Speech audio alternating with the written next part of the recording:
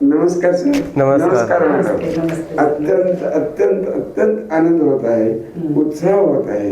कारण आमच्या उदगीरमध्ये ज्यांच्या गायनाने त्यांना शासकीय पातळीवर जे काही प्रथम पारितोषिक मिळालं, ज्यांची निवड झाली, त्याबद्दल मला विशेष आनंद होतो. पण तत्पूर्वी त्याही पुढे आमच्या संत ज्ञानेश्वर माऊली प्राथमिक विद्या मंदिराचा आवाज, स्वर मधुर असा आवाज, जे सातत्यानं मुलांना शिकवतात. दररोज सकाळी प्रार्थनेच्या वेळेस कुलकर्णी सर अनेक गीत घेतात. श्यामभैयाचे गीत ऐकल्यानंतर मन भरून येतं, डोळ्यात कित्येक वेळेस अश्रू येतात. हे सत्य आहे. कारण सरांनी जे गायन केलेलं आहे, हमारी ही मुठ्ठी में, हे जे गीत ते मुलांच्या द्वारे गाऊन दाखवतात, त्यातील जे भाव आहेत ते भाव इतके अप्रतिम आहेत की मन भरून येतं. म्हणून सर्वप्रथम सर तुमचं या ठिकाणी मी अभिनंदन करतो की आपण तालुका पातळीवर एक चांगल्या प्रकारचं गायनाचं पारितोषिक मिळवलात. शाळेचे तुम्ही रत्न आहात, शाळेचे तुम्ही अलंकार आहात, परंतु तालुक्याचे सुद्धा आपण आता रत्न झालात. पुढच्याही वाटचालीस आमच्या खूप खूप शुभेच्छा आहेत. आणि सर्वप्रथम मी असं विनंती करेन की आपल्याला एवढं मी बोलतोय, एखादं गीत अगोदर सादर करून आपण पुढे वाटचाल करूया. कोणतंही गीत चालते. धन्यवाद. सर्वप्रथम खूप खूप धन्यवाद सर. या जन्मावर या जगण्यावर शतदा प्रेम करावे. या जन्मावर या जगण्यावर शतदा प्रेम करावे. शतदा प्रेम करावे. शतदा प्रेम करावे. या जन्मावर या जगण्यावर शतदा प्रेम करावे. खूप खूप धन्यवाद सर.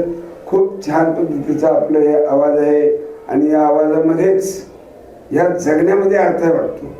आजच्या धकाधकीच्या, अडचणीच्या, संकटाच्या, अनेक दुःखाच्या प्रसंगी सुद्धा आपण या जगण्यावर सतदा प्रेम करावे हे गीत आपलं कानावर आल्यानंतर नक्कीच मला आनंद वाटतो. तर सर्वप्रथम श्यामभैया, मी आपणास विचारतो की जरा ठरलेल्या प्रश्नापेक्षा वेगळं बोलतो. आपल्या जगताप मॅडमच्या हाताखाली काम करत असताना तुम्हाला काय वाटतंय? शाळेतील माझी पहिली प्रेरणा म्हणजे आपण तर आहातच, परंतु प्रत्यक्ष कार्य करत असताना माझ्या मूळ प्रेरणा स्रोत म्हणजे माझ्या मुख्याध्यापिका सौ जगताप मॅडम हे आहेत. कारण मी जेव्हा शाळेमध्ये नवीनच लागलो होतो तर प्रत्येक एखाद्या गाण्याची एक ओळ जरी म्हणायचं म्हटलं की मला खूप धडधडायला लागायचं होतं. परंतु मॅडम मला सांगायच्या, सर म्हणा काही होत नाही, होत राहते, आपणच येऊन जाते. मग पहिल्यांदा मी राष्ट्रगीत म्हणायला सुरुवात केलो आणि मॅडम माझ्या पाठीशी उभ्या होत्या. राष्ट्रगीत पहिल्या दिवशी खूप छान झालं. मग मला थोडासा आत्मविश्वास निर्माण झाला.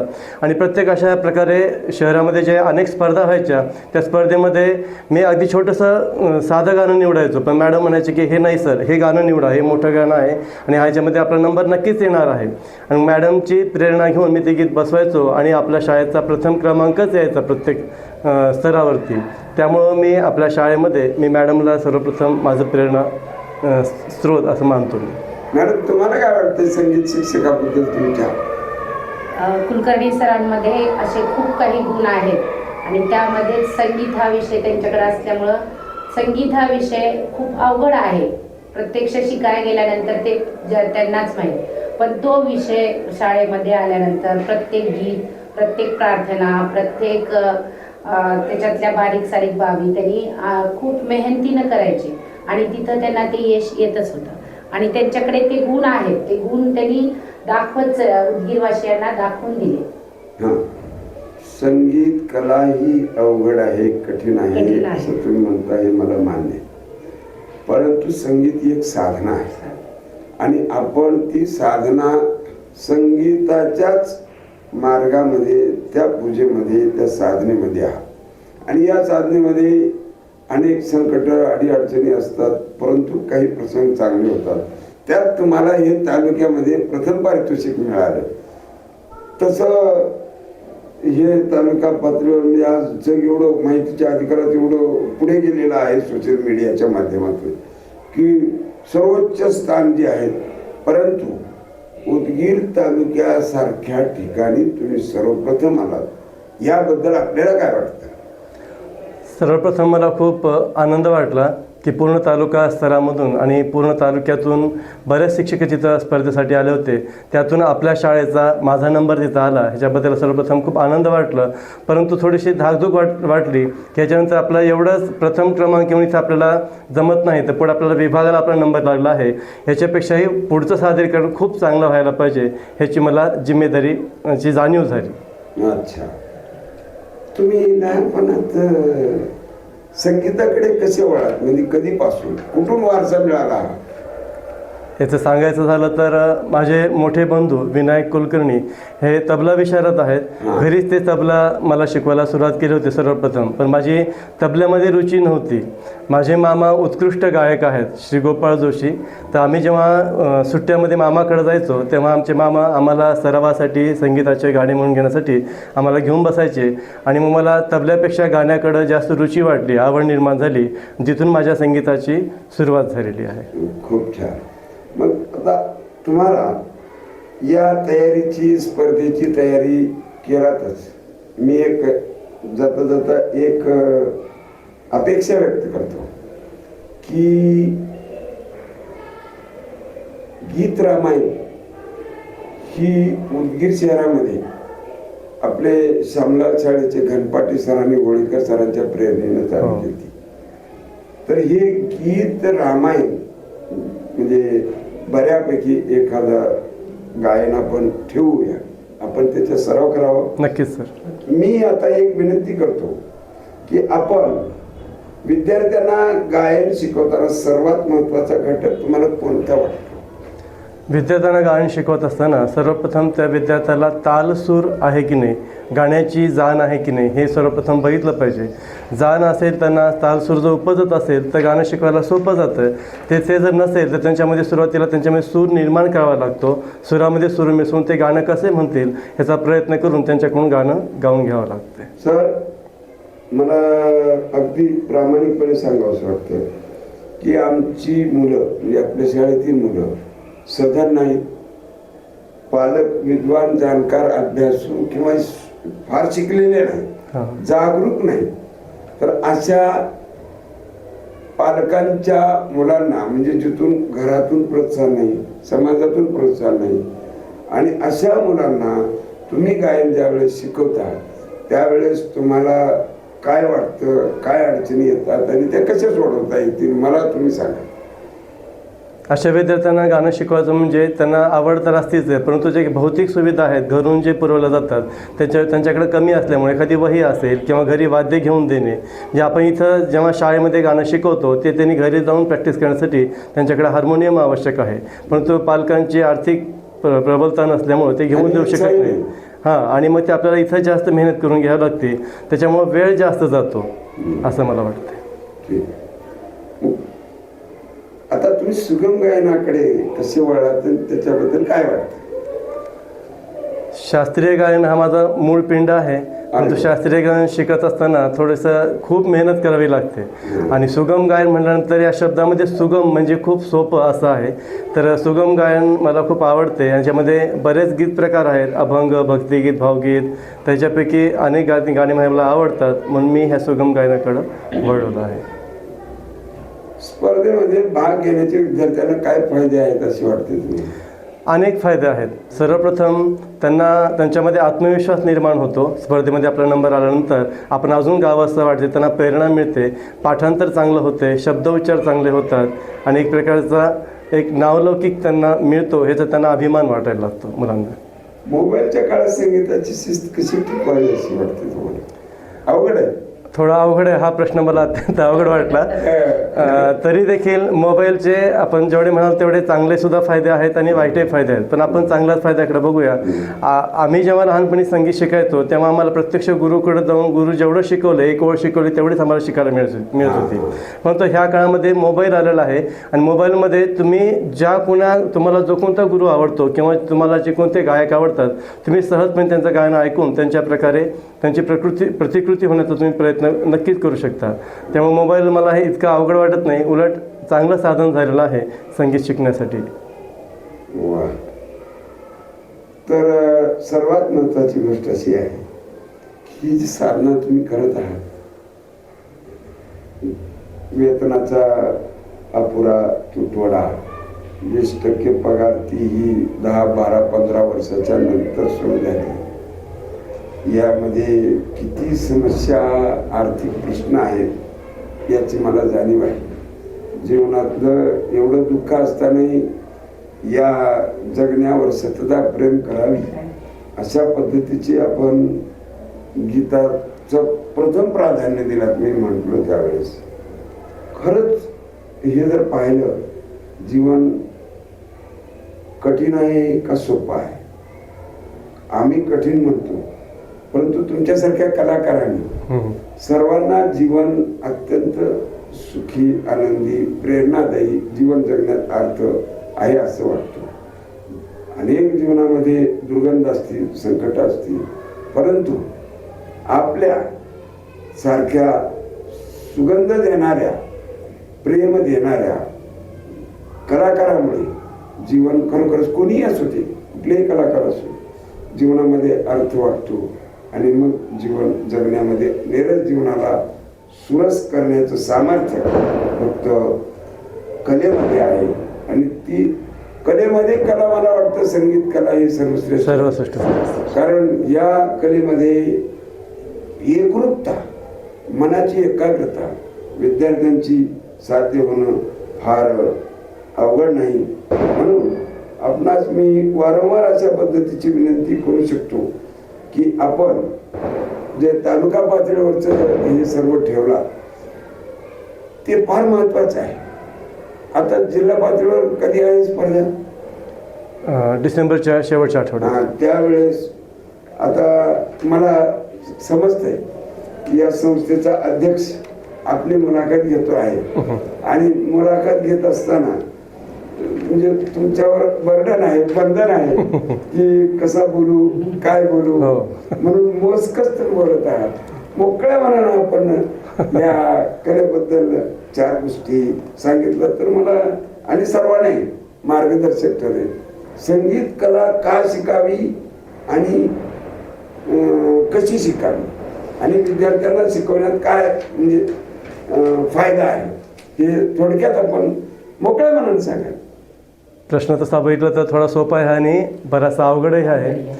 आणि संगीत कशासाठी शिकायचं, तर आता तुम्ही मागाशी म्हटल्याप्रमाणे जीवन प्रत्येकाचं खूप अवघड आहे, पण आपल्या बघण्याचा दृष्टिकोन तसा पाहिजे की जीवन खरंच अवघड आहे का सोपं आहे. तुम्ही म्हणाल्याप्रमाणे आता 15-20 वर्षापासून आम्हाला पगार नव्हता, तरी देखील आपण जीवन जगतच होतो. पण ते पगार नव्हते मला त्याचं कधी काही गाऊन वाटलं नाही सर, कारण मला मिळकत काही दुसरी नव्हती. मला संगीतामुळंच मी जगलो, संगीत होतं म्हणूनच मी आज इथंपर्यंत आहे. तुमच्यासमोर बसून मी मुलाखतीसाठी जे पात्र झालं आहे ते केवळ आणि केवळ संगीतामुळेच झालं आहे. आपल्या शाळेमधून सुद्धा तुम्हा सर्वांचे मोठ्यांचे आशीर्वाद आणि रसिकांचं जे प्रतिसाद होता त्यामुळे मी संगीतामध्ये चांगली वाटचाल करू शकलो. आणि संगीत आपण जर शिकलो तर आपण कसल्याही प्रकारचे दुःख आहे किंवा आपल्या मागे जे काही टेन्शन आहे ते आपण सहज घालवू शकतो. आपण 2 ओळी संगीताच्या ओळी जर म्हणायला गेलो तर आपल्याला कुठलं जरी त्रास वाटत असेल किंवा काही संकट असेल किंवा टेन्शन असेल ते सगळं तेवढ्या वेळापुरतं कायमचं दूर होते. त्यामुळं मी जे काही आहे किंवा जे संगीत शिकणारे आहेत ते केवळ आणि केवळ संगीतामुळेच टिकून राहू शकतात आणि ते आनंदी जीवन जगू शकतात असं मला वाटतंय. अगदी बरोबर आहे. खरोखरच तुमच्या ह्या सांगण्यामध्ये एक भावना आहे. मला एक प्रश्न अत्यंत भावनिक पद्धतीने विचारायचा आहे. आपल्या मागे रोस्टरचा भाग होता आणि त्यावेळेस तुम्हाला मी म्हटलं सर की रोस्टर तुम्ही ओपनचे आहात आणि सिनियरिटी प्रमाणे तुमचं नाव कमी केलं तर शाळेला अनुदान येऊ शकते. तर कृपया आपण राजीनामा द्या. आजच्या जमान्यात एक वेळेस प्राण दिला तरी हरकत नाही, परंतु नोकरीचा राजीनामा किंवा नोकरी सोडणे ही अवघड गोष्ट आहे. तरी परंतु तुम्ही माझ्या सांगण्यावरून राजीनामा दिला, त्याबद्दल मी आपली म्हणजे कायदेशीर अडचण होती. मला अशी खात्री होती सर, तुम्ही मला संस्था चालक जरी असला तरी मी तुम्हाला एका वडिलाप्रमाणे मानतो. तर माझे वडील माझं नुकसान करणार नाहीत, मला काही काळापुरतं तिने मला असं म्हणत आहेत.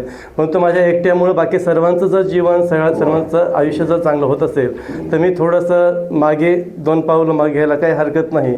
आणि मला मनातून अशी भावना होती की माझे वडिलाप्रमाणे जे माझे संस्था चालक आहेत निटोरे सर, ते माझं कधी नुकसान करणार नाहीत. मी तुमच्या म्हणण्याला मी सहकार्य करण्याचा प्रयत्न केला. धन्यवाद सर. आता मला प्रश्न असा आहे की आपण शिक्षक झाला, संगीत शिक्षक झाला, आपल्याला मी त्यावेळेस सांगितलं संगीताचा अप्रूव्हल मिळत नाही, D.Ed करा म्हणले. हो, हे सगळं करायला लावून अडचणी एवढ्या वाढल्या तुमच्या जीवनात, तरी परंतु तुम्ही माझा विश्वास ठेवला, त्याबद्दल मी तुमच्या प्रेमाबद्दल आभारी आहे. आणि एक प्रश्न आहे, तुम्हाला शिक्षकी पेशाशिवाय दुसरं काही होणं आवडेल का? तुम्हाला म्हणजे दुसऱ्या पेशामध्ये चांगले पैसे मिळाले असते तर गेला असतात का? काय नाही, मुळातच मला शिक्षकी पेशाच खूप मनातून आवडतो. अगदी लहान असल्यापासूनच मला संगीत, चित्रकला आणि शिक्षक होणे हे मला अत्यंत आवडत होतं आणि मी त्या पेशेमध्ये आहे. आणि मला त्याच्याबद्दल खूप अजून सार्थ अभिमान वाटतो आणि आनंदही वाटतो. दुसऱ्या क्षेत्रामध्ये जाऊन मला खूप पैसे जरी मिळाले असते, परंतु हा शिक्षक पेशामध्ये मुलांसोबत जो प्रत्यक्ष संबंध येतो तो मला इतर कुठं मिळाला नसता. पण म्हणून मला संगीत शिक्षक हा पेशा मला खूप मनापासून आवडतो. खूप छान. आणखी बोलण्यासारखं खूप आहे. नंतर आपण जिल्हा पातळीवरचं प्रथम पारितोषिक मिळाल्यानंतर आपण त्या ठिकाणी आपला म्हणजे विशेष कार्यक्रम घेऊ. विद्यार्थ्यांच्या समोर कार्यक्रम घ्यायचा होता. यूट्यूबच्या माध्यमातून विद्यार्थ्यांच्या समोर हे सगळं जाणारच आहे, पालकांच्याही समोर जाणार आहे. परंतु पुन्हा विशेष कार्यक्रम आपण घेणार आहोत. आपण आता सरांचं सत्कार या ठिकाणी ठेवूया आणि म्हणजे पुढच्या त्यांच्या वाटचालीस म्हणजे मॅडमच्याही वतीनं, शाळेच्या वतीनं, माझ्या वतीनं, बालगोपाल जे आपले दैवत आहेत, ज्ञानेश्वर माऊलीचे रूप आहेत, त्यांच्या वतीने तुम्हाला शुभेच्छा देऊन त्यांचा आपण सत्कार करूया. खूप छान प्रश्नाला खूप चांगला प्रतिसाद दिले. संगीताबरोबर ते विद्यार्थ्यांना संस्कारी देण्याचा खूप प्रयत्न करतात. आजच्या या मोबाईलच्या युगामध्ये प्रत्येक विद्यार्थी शिक्षणाबरोबर संस्कार कशा प्रकारे रुजवायचं हे सर या संत ज्ञानेश्वर माऊली प्राथमिक विद्या मंदिरामध्ये सकाळच्या परिपाठातून ते मूल्य रुजवण्याचा प्रयत्न करतात.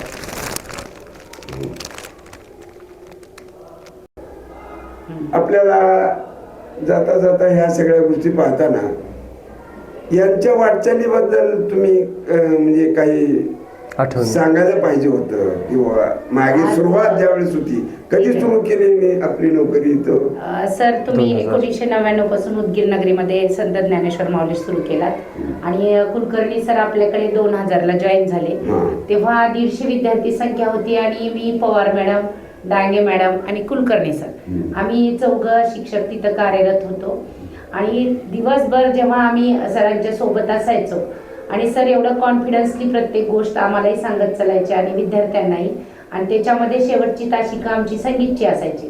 त्यामुळं आम्ही संगीत शिकत गेलो. आम्हाला पण सर पेटीचे सार तू सारेगमपासून त्याचं लय आणि ताल आणि सूर हे खूप चांगल्या प्रकारे शिकवले. त्यामुळं आम्ही राष्ट्रगीतापर्यंत पेटी वाजवायला तिन्ही मॅडम शिकलेलो होतो आणि प्रत्येक विद्यार्थी पण संगीताकडे त्यावेळेस खूप वळलेला होता.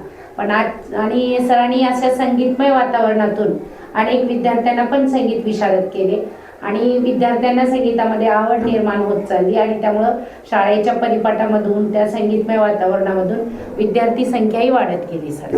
आणि अशा या खेळीमेळीच्या वातावरणातून आम्ही शाळेत कार्यरत होतो सर्वजण. सर मी मागे आपल्याकडे शिकवा म्हणून आलो होतो, परंतु ते राहून गेलं. आता मी शिकणार आहे, नक्कीच सर. तुम्ही शिकवायला पाहिजे. अगदी अगदी हे बंधन माझं भाग्य. सरांकडे आता खूप जण हो. तसे शिकायला येतात. लकोटिया मॅडम येत आहेत, एकंबेकर, हा. असे सिनियर सिटीजन वयोवृद्ध लोकं आहेत सध्या. खूप जण सरांकडे क्लास वा. लावलेले आहेत. मग तुम्हाला असं एखादी म्हणजे समारोपाच्या वेळेस एखादी ओळ, एखादी संगीताची दररोज हो. तर आम्ही ऐकतो, हो. पण युट्यूबच्या माध्यमातून एखादी ओळ तुम्ही जर दाखवला. नक्कीच, नक्कीच. हा, बोला सर. प्रत्येक विद्यार्थ्यासाठी आणि संगीत शिकण्यासाठी एक दोनच ओळी मी संगीताच्या मी म्हणू इच्छितो. ध्यास एक साधका अंतरात ठेव तू, ध्यास एक साधका अंतरात ठेव तू, जाण यत्न देव तू, जाण यत्न देव तू, जाण यत्न देव तू, जाण यत्न देव तू. धन्यवाद.